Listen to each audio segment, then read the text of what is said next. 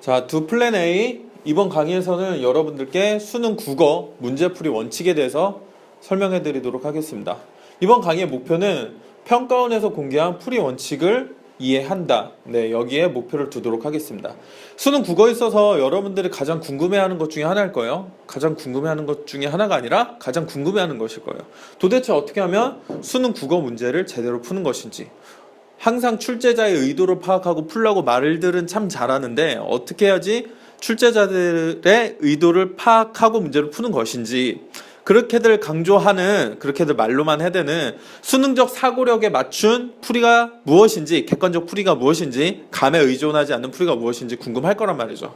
이것만 여러분들이 확실히 알 수가 있으면 바로 수능 국어를 푸는 데 있어서 가장 강력한 무기를 손에 넣는 것입니다.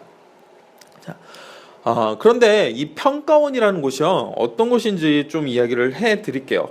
여러분들이 교육청 모의고사를 보거나 사설 모의고사를 보면요, 항상 답에는 해설이 따라 붙어요. 그런데 평가원에서는 절대 해설을 제공하지 않습니다.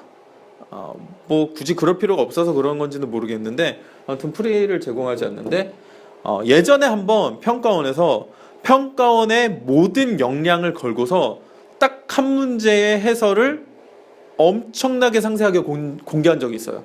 그 문제를 왜 출제했는지, 출제 의도가 무엇이었는지, 어떻게 풀라고 의도를 한 것이지, 가장 정확한 풀이는 어떤 것인지를 평가원에서 출제진들이 모두 모이고, 그 평가원 소속 교사들, 교수들끼리 다 모여서 가장 완벽한 풀이를 한번 제공을 한 적이 있었다는 거죠. 그게 언젠지 말씀을 드릴게요. 자, 때는 2003년 11월이었습니다. 2003년 11월에 2004학년도 대수능이 치러졌죠. 이때도 언어 영역, 지금의 국어는 2002년, 2003년 그 수준과 비슷하게 굉장히 고난도로 출제가 됐어요. 어느 정도 어려웠냐면요, 지금 아무리 어렵다고 해도 90점대에서 1등급 컷이 형성이 되고 있죠. 5문제 틀린 정도에서, 이때 당시는 5문제 정도, 4문제 5문제 틀리면 100분위가 100이 나왔어요. 1등급 컷은 한 10문제 틀리는 선에서 결정이 되었고요. 굉장히 어려웠죠. 그렇다 보니까 수능 국어에 대해서 그 정답의 타당성에 대해서 관심이 굉장히 높았는데, 이때 어떤 사건이 터졌느냐, 바로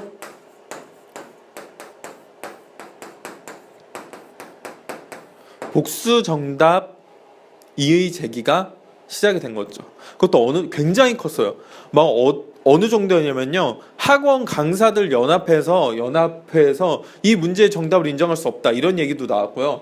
학교 일선 학교 교사 선생님들까지도 들고 일어나서 이게 안 된다고 그랬고, 학생들끼리 집단 소송까지 하겠다고 이런 얘기까지 나왔었어요. 자, 그때 문제가 무엇이었는지 조금 이따 보여드릴 건데요. 이때 당시 평가원이 진짜 그 문제가 복수 정답이 될 수 없다고 이제 설명을 하는데, 그때의 평가원은 진짜 필사적이었어요.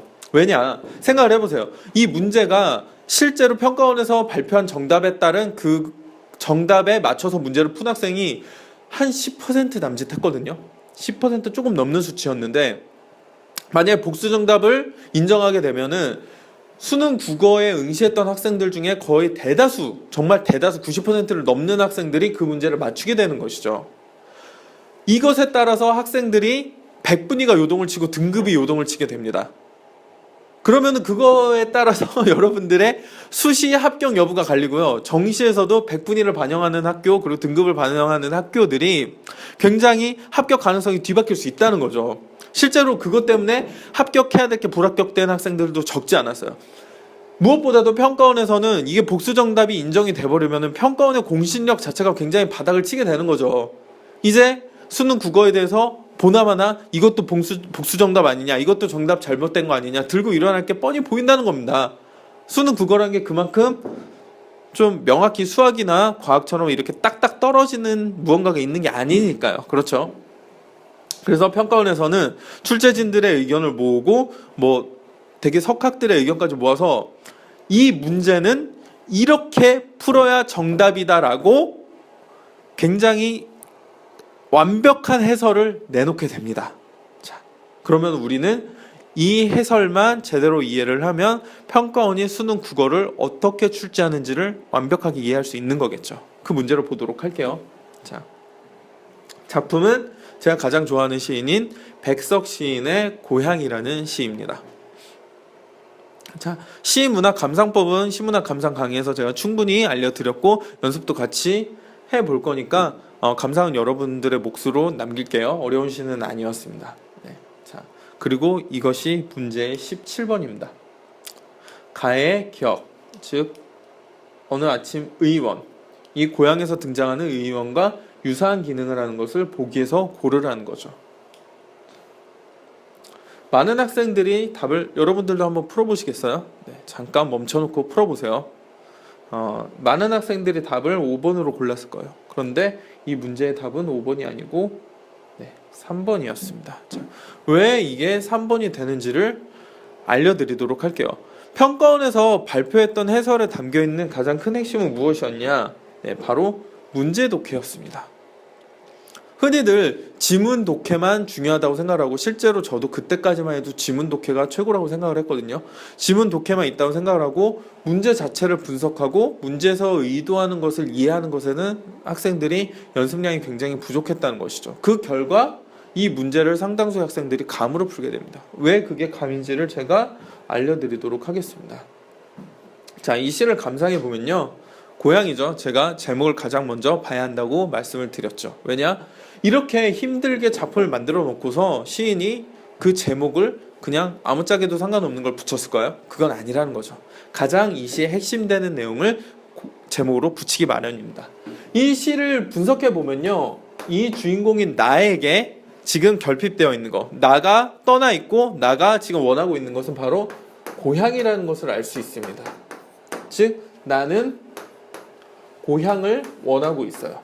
그런 나를 고향과 연결시켜주는 것이 바로 이 의원입니다.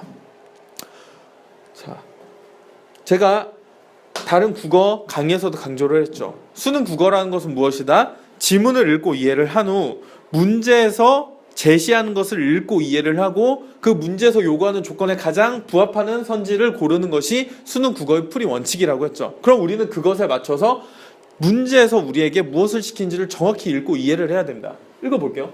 가의 기능, 기억과 유사한 기능을 하는 것을 보기에서 고르래요. 시키는 그대로 하면 됩니다. 가의 기억과 유사한 기능을 하는 것을 고르면, 즉 보기에서 주인공이 원하는 것을 연결시켜주는 역할을 하는 것을 고르면 된다는 거죠. 여기 보기에서의 주인공은 누구죠? 바로 테세우스죠. 즉 테세우스가 무언가를 원하고 있을 겁니다. 테세우스가 원하는 것이 무엇인지를 파악을 해보도록 할게요.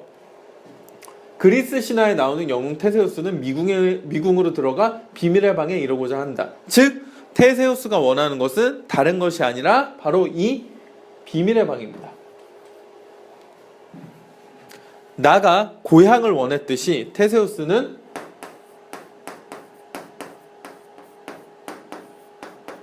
비밀의 방을 원하고 있는 것이죠. 자, 그러면 우리는 보기를 읽어보면서 테세우스와 비밀의 방을 연결시켜주는 것이 무엇인지를 보면 됩니다. 그게 무엇인지 보도록 할게요. 자, 들어가고자 하는 사람에게만 존재하고 열리는 문이다. 테세우스는 미궁의 문을 찾아 실끝을 미궁의 문설주에 묶어놓은 뒤 예지와 본능을 통해 미로를 더듬어 비밀의 방에 이른다라고 했죠. 즉 테세우스가 비밀의 방에 이르게 만들어줬던 것은 바로 미궁의 문입니다. 그렇기 때문에 정답은 누가 뭐라 할지라도 명확하게 3번 하나만이 될 수밖에 없습니다. 자, 실이라는 게 있기는 한데 이 실은 테세우스가 미궁의 비밀의 방에서 다시 밖으로 괴물을 죽인 후 밖으로 나가게 만드는 역할이 바로 실의 역할이기 때문에 가의 기억의 기능과는 거리가 있다고 볼 수밖에 없죠. 그렇기 때문에 실은 명백히 틀릴 수밖에 없습니다. 정답이 절대 될 수가 없는 거죠. 이것을 증명하기 위해서 평가원에서는 진짜 필사적으로 했어요. 정말. 왜냐, 이거 복수 정답 인정되고 이렇게 크게 사건 터지면요, 평가원 주요 직책에 있는 분들 옷을 벗을 수밖에 없어요. 네, 실제로 이때 출제위원장님이 아마 다시는 수능 출제 못 들어갔나? 아무튼 그런 조치를 받은 걸로 알고 있는데요. 자, 우리가 중요한 것은 지금 이 해프닝으로만 끝난 이것을 듣고 아, 그때 그런 일이 있었구나. 이걸로 끝날 게 아니죠. 자, 우리는 여기서 그 평가원의 이름을 걸고 명예를 걸고 밝혀냈던 그 출제 원칙을 다시 한번 머릿속에 집어넣어야 됩니다. 왜냐? 그 원칙대로만 풀면은 수능은 다 맞출 수 있다는 거잖아요. 평가원에서는 수능, 국어, 복수정답 인정 2번 다시는 있어서는 안 된 일입니다. 2번 다시 일어나서는 안 된 일이에요. 그렇기 때문에 그때 밝혔던 자신들의 원칙에 맞춰서 수능 출제를 지속적으로 할 수밖에 없다는 겁니다. 어쩔 수 없는 거예요, 이건. 바꿔 말하면 우리는 그 출제 원칙에 맞춰 문제를 풀기만 하면 모든 문제를 다 풀 수 있다는 거겠죠. 자, 정리하겠습니다. 평가원에서 밝힌 수능 문제 풀이의 원칙은 바로 문제에서 시키는 그대로 이대로 풀자는 겁니다.